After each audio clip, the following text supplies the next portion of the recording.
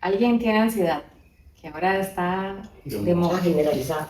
Entonces, Levante la mano que no tiene ansiedad. va al psiquiatra y salen con una receta de ansiolíticos, porque nadie va al psiquiatra sin salir con una receta De lo que de sea. lo que sea. De lo que sea. Es imposible. Se toman el ansiolítico, pero les cayó pesado para el estómago. Sí, de la gastritis. Da acidez. Entonces hay que tomar un antiácido. Pero de ahí no puede dormir bien. Pero el antiácido además tiene un efecto nocivo a nivel de sexualidad. Quita el deseo. Entonces va la persona al ginecólogo a ver qué será lo que le pasa, le hacen unos exámenes hormonales, salen las hormonas descontroladas y le mandan un tratamiento hormonal. Síndrome de poliformación. Entonces ya está tomando ansiolítico, antiácido, un tratamiento para las hormonas y quién sabe qué otras cosas.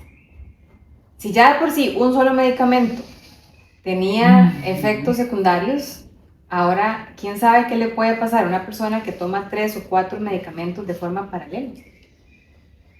Ya la Oficina Mundial de la Salud tuvo que aceptar esto, les costó mucho, fue una pelea grandísima para que lo aceptaran y ya le pusieron un nombre para que busquen en Google. Se llama el síndrome de polifarmacia y ya la Oficina Mundial de la Salud tiene la lista. O sea, ocuparíamos todo el tiempo que nos queda de charla para leerle la lista de lo que el síndrome de polifarmacia puede provocar. Tienen las principales, pero bueno. Y sobre todo que no te resuelve, al fin y al cabo, porque seguís acallando los síntomas uno sobre otro. Pero, como decías vos, el cuerpo va a hablar, va a gritar de la forma que sea, y si lo tapo por un lado, sale por el otro. En medicina psicosomática te enseñan desde los años 70, el cuerpo siempre tiene un órgano blanco, blanco como cuando se dispara una flecha. Enfermedades psicosomáticas le llamaban, ¿verdad? Entonces a vos te está pasando algo psicológico y se va a afectar el cuerpo. Entonces la flecha va a lo que se llama el órgano blanco, ¿verdad? Entonces los médicos psicosomáticos advertían a los médicos generales, si le quitas el síntoma, se va para el siguiente órgano blanco. Si le quitas el síntoma, se va para el siguiente. Ahora, ¿cuál es el problema? Que cada nivel siguiente es más profundo.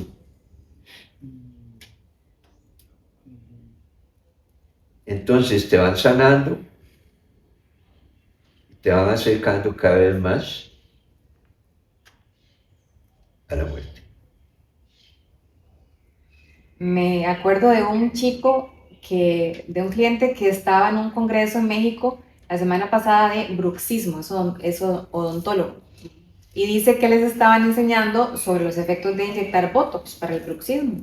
Pero que la estadística lo que está mostrando es que al inmovilizar el músculo para que la gente no muerda, están con molestias gastrointestinales. O sea, se demuestra que simplemente el cuerpo redirige ese estrés acumulado por otra vía, la que esté más débil en nuestro cuerpo. Claro, los que no entienden bien creen que el Botox está provocando malestares estomacales. Entonces hablamos de que esa vinculación entre sabiduría y salud nos comienza a dar una pista de que hay que tomar el síntoma como una señal que envía el cuerpo de que hay que revisar algo. Hay algo que no anda bien, que nos está haciendo salir de ese equilibrio. ¿Cómo aprendemos a decodificar lo que el cuerpo nos quiere decir?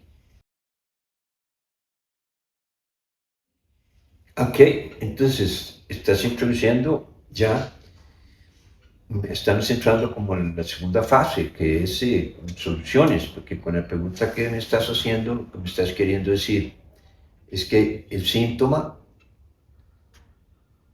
no es la causa, ¿verdad? Pero sí me trae un mensaje interesantísimo. Ya Bueno, cambiaste el paradigma. ¿Puedo aprovecharlo? Y ahí comenzamos a gestar sabiduría, a decir, bueno, ¿por qué me está pasando esto? Sin que eso implique, que vamos a entrar más adelante, a que sí tengo que atender el síntoma de alguna manera. Una vez que ya llegó al cuerpo, pues tendré que ayudar al cuerpo a sanarse. Entonces aparecen una serie de mapas o modelos teóricos que nos enseñan a decodificar los síntomas. Y hay un montón. Por ejemplo, en psicología está el modelo de Hammer, que me parece que data como de los 80, que enseña si hay una afección en el colon, puede significar, según este modelo, me han hecho una bajeza que no soy capaz de dejar ir, entonces lo retengo ahí en el colon. O si es en el estómago, es un poquito antes, el conflicto es no puedo procesar lo que me está sucediendo. Y si es un poquito antes, no lo puedo ni tragar. Entonces, las personas, por ejemplo, los terapeutas que trabajan desde estos enfoques, cuando llegan personas con síntomas a sus clínicas, tienen una idea de cómo ayudarle a la persona o por dónde andarán sus conflictos emocionales y mentales. Pero ¿qué pasa con estos mapas? ¿Cuál es el alcance que tienen? ¿Y cuáles son todavía las deficiencias, podríamos decir? Si confundes el mapa con el territorio, de nada te va a servir todo lo que hemos hablado hasta ahora.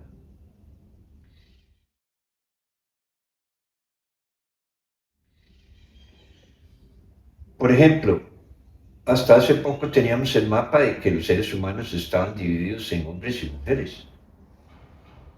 Pero en los años 80 yo planteé el mapa del arcoíris del género, en donde yo demostré científicamente que había 9 variables mínimas que tenías que tomar en cuenta para determinar el género, que todas ellas eran independientes y que cada una de ellas podía cambiar con el tiempo. Entonces ahora se ha llegado, o sea, yo sé que parece ridículo, pero hubo una propuesta de un costarricense de Naciones Unidas en la cual había más o menos, no recuerdo el número exacto, pero sé que eran alrededor de 200 géneros. Entonces ahora han visto, ¿verdad? LGTB, porque son mapas y ningún mapa cubre a totalidad la realidad. Entonces los mapas son siempre arbitrarios, los mapas son siempre elegidos, los mapas son siempre inventados. Entonces, si vos confundís el mapa con el territorio, te vas a tragar el cuento del doctor Hammer. Sí, o por ejemplo, el asunto es que los mapas son modelos teóricos que buscan explicar un pedacito de la realidad. Pero con el tiempo, cuando ya esos mapas han tenido cierta cabida, cierta respuesta positiva en la sociedad, se nos olvida que fueron desarrollados por personas, que fueron desarrollados en cierto momento histórico, en cierta cultura, en cierto contexto, pero pretendemos universalizarlos como si fueran una verdad absoluta. A los occidentales hasta hace poco nos pareció que el homosexualismo era una enfermedad, así era el mapa. En Rusia, en la época, bueno, no voy a decir cuál, si una persona estaba en contra del sistema, el psiquiatra lo consideraba loco y lo mandaban para Siberia. Y uno dice, pero eso es una decisión política. No era una decisión política, era una decisión médica. De verdad les parecía que alguien en contra del sistema tenía que estar loco. No era una decisión política. Es como si dijéramos que nosotros teníamos la decisión política de decir que los homosexuales eran homosexuales. No, son consecuencias de una forma de ver el mundo. Son mapas. Por ejemplo, un ejemplo que se ve mucho, las piedras, la gente que hace terapia con piedras preciosas, que el cuarzo funciona para esto, que el negro, que se me olvidó el nombre, para otra cosa, el onix. Pero ¿qué pasa? ¿Se han puesto a pensar quién definió que eso era así? Posiblemente fue un hombre. Y digo hombre porque seguramente fue un hombre. Entonces, ¿pero y qué? Y entonces lo seguimos usando ad perpetuum sin que se actualice ese mapa. Sin que se cuestione, sin que veamos a ver si se estandariza para nuestra población o no. Rarísimo. Eso es confundir el mapa con el territorio. O lo mismo pasa, por ejemplo, con la astrología, que a la gente le encanta porque es muy chiva.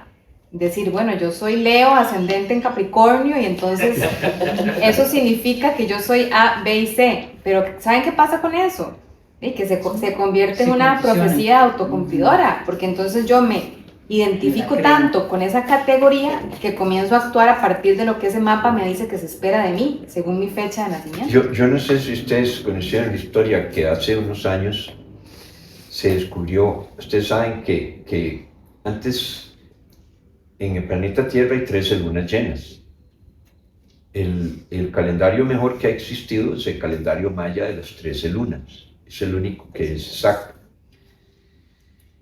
Nosotros teníamos otro calendario que después el Papa Gregorio quiso hacerlo y entonces desaparecieron un mes. Igual, habían 13 grandes constelaciones, que los antiguos habían dividido que las constelaciones son simplemente dibujitos que hacemos en el cielo. Como el planeta está torcido, entonces el planeta va haciendo así. Entonces si vos tiras una raya para arriba, va a señalar, va haciendo un círculo en el cielo. Entonces todo ese círculo lo habían dividido en 13, ¿verdad? Y después se eliminaron uno. Entonces quedamos en 12. Bueno, hace unos años se redescubrió la 13ª constelación, que es ya se me olvidó el nombre. El Ofiuco. El Ofiuco. Entonces comenzó a salir en las redes que en realidad había. Entonces todos los que eran tal cosa se tuvieron que acomodar. Entonces hubo gente que entró en crisis, matrimonios que se deshacían, gente que se quería suicidar, porque antes eras Piscis y ahora son no sé qué, entonces perdiste tu identidad, o sea. Sí, claro, es que en el fondo esto nos trae al mismo dilema de la medicina alópata. Y al uso indiscriminado de mapas sin asumir mi responsabilidad de saber qué es lo que a mí me pasa. O sea, el problema es el mismo, no importa si es el lado alópata, la medicina natural o inclusive estas otras cuestiones de bienestar. Sí, si todavía confundes mapa con el territorio, nunca vas a usar los modelos de salud adecuadamente, o por lo menos no los vas a usar con sabiduría. Claro, porque no se trata de desechar los mapas, porque hay mapas que son muy buenos, pero se trata de saber usarlos. Entonces hablamos de que esa vinculación entre sabiduría y salud nos comienza a dar una pista de que hay que tomar el síntoma como una señal que envía el cuerpo de que hay que revisar algo. Hay algo que no anda bien, que nos está haciendo salir de ese equilibrio.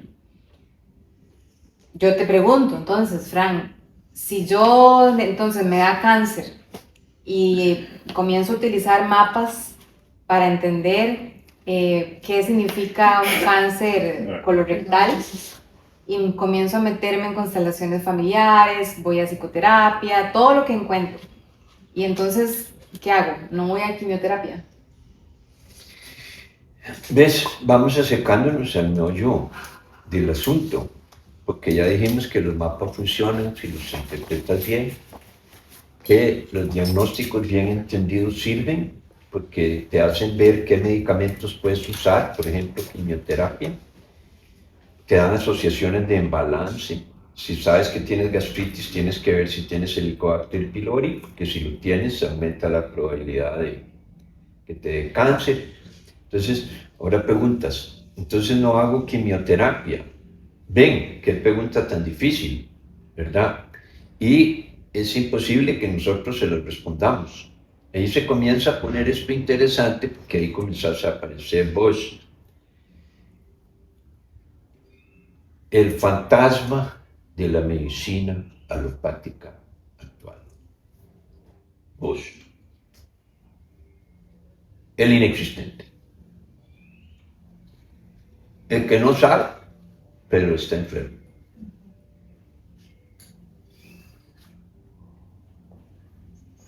No te puedo responder la pregunta, Nandy. Cada quien tiene que desarrollar el saber. Y ahí comenzamos con el verdadero tema. Adelante. Es una situación como un llamado a ser partícipe. Exactamente. Exacto. Por ahí va.